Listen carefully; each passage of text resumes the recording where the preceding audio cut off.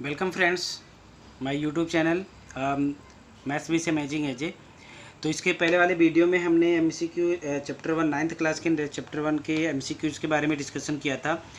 उसमें ऑलमोस्ट सभी कवर हो गया है कि जो भी सिलेबस में जिस टाइप के क्वेश्चन पूछते हैं ट्रू फॉल्स या एमसीक्यू, फिर भी ट्रू फॉल्स और किस किस टाइप से पूछ सकते हैं। तो आज उसके बारे में हम डिस्कशन करते हैं।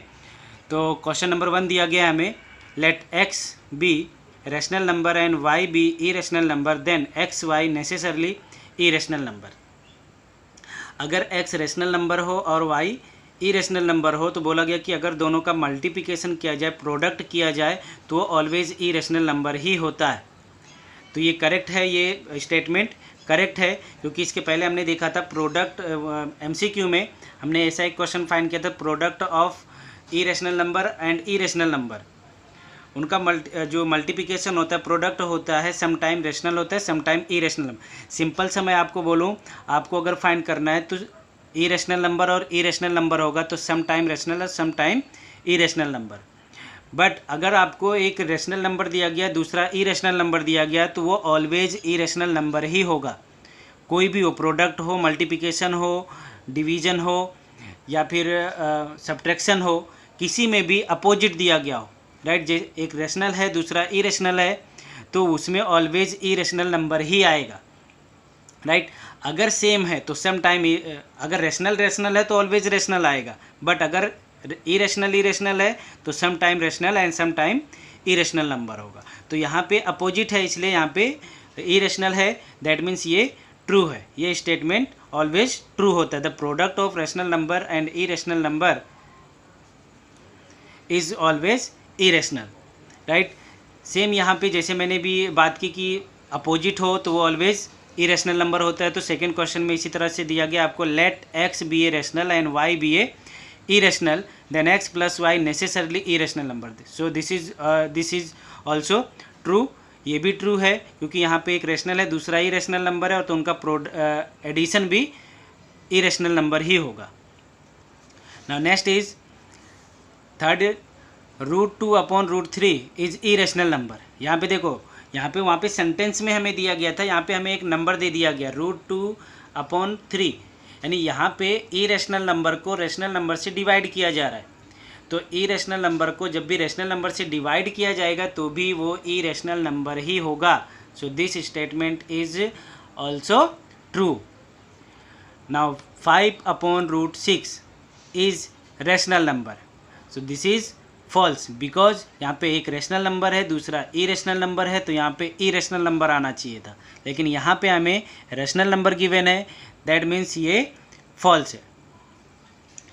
Now next is, there are infinitely many integers between any two integer.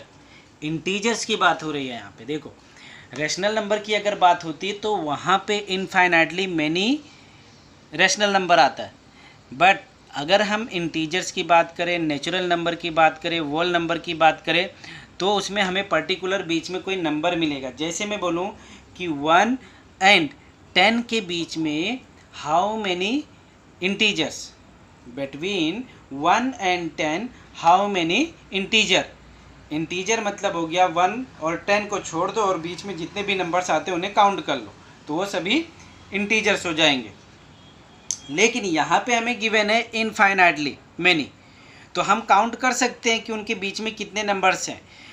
यहाँ पे इनफाइनाइटली दिया गया, दैट मीन्स हम उसे काउंट नहीं कर सकते, बट हम उसे काउंट कर सकते हैं।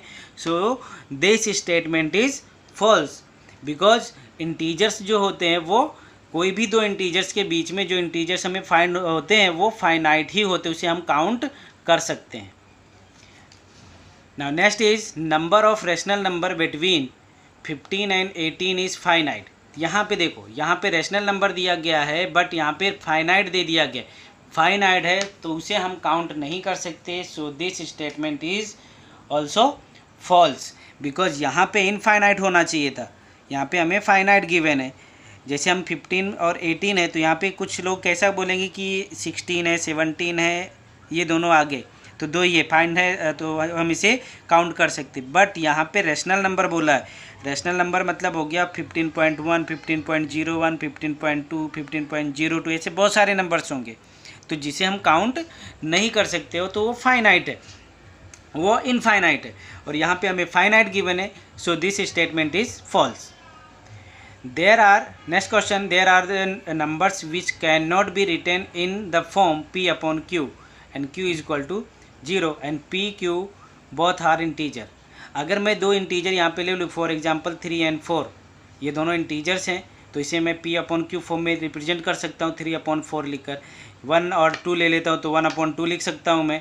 सो हम लिख सकते हैं, लेकिन यहाँ पे हमें कैन नॉट बोला गया है, so this statement is false. यहाँ पे कैन बी रिटन लिखा गया होता तो वहाँ पे हम ट्रू लिखते, बट यहाँ पे कैन नॉट दिया गया है, so this statement is false. Now next is question number 8, the square of an irrational number is always rational number. So this is true because of, अगर हम √3 का स्क्वायर करेंगे 3 हो जाएगा, √5 का करेंगे स्क्वायर तो 5 हो जाएगा, √2 का करेंगे तो 2 हो जाएगा, तो रेशनल नंबर में वो कन्वर्ट हो जाता है। So this statement is true. Now next is question number, so √12 upon √3 is not a rational number as √12 and √3 are not integer। तो ऐसा सब हमने MCQ में सॉल्व किया था, राइट। अब इसे √12 को मैं लिख सकता हूँ √4 इंटू √3, √3 से √3 को कैंसिल करो, और √4 का अगर हम वैल्यू फाइंड करते हैं तो ये हमें फाइंड हो जाएगा, √3 का वैल्यू हमें मिल जाएगा 2। Now next is √15 upon √3, same है, ऐसा ही हम सॉल्व करेंगे, √3 और √3 कैंसिल कर देंगे और √5 बचेगा। ये √5 इरेशनल नंबर है, यहाँ पे हमें रेशनल नंबर गिवन है, so this statement is false. Now next, every natural number is a whole number, every natural number is a whole number, this is true because natural number is a subset of whole number. And last is all terminating decimal number is a rational number, so this statement is also true because of rational number में rational number, अगर हम decimal expansion में इसे हमने types of decimal expansion में हमने 3 decimal expansion देखा था, टर्मिनेटिंग, नॉन टर्मिनेटिंग रिकरिंग और नॉन टर्मिनेटिंग नॉन रिकरिंग। तो टर्मिनेटिंग और नॉन टर्मिनेटिंग रिकरिंग ये दोनों रेशनल नंबर होते हैं, और नॉन टर्मिनेटिंग नॉन रिकरिंग वो इरेशनल नंबर होते हैं। तो यहाँ पे ऑल टर्मिनेटिंग डेसिमल बोला गया, सो जितने भी टर्मिनेटिंग डेसिमल है सभी रेशनल नंबर। तो यहाँ पे हमें दिया गया question, all terminating decimal number is a rational number, so this statement is true because अब जितने भी टर्मिनेटिंग है उसे हम रेशनल नंबर में कन्वर्ट कर सकते हैं। सो तो ये इस तरह से हमें ट्रू फॉल्स में क्वेश्चन पूछे जाते हैं।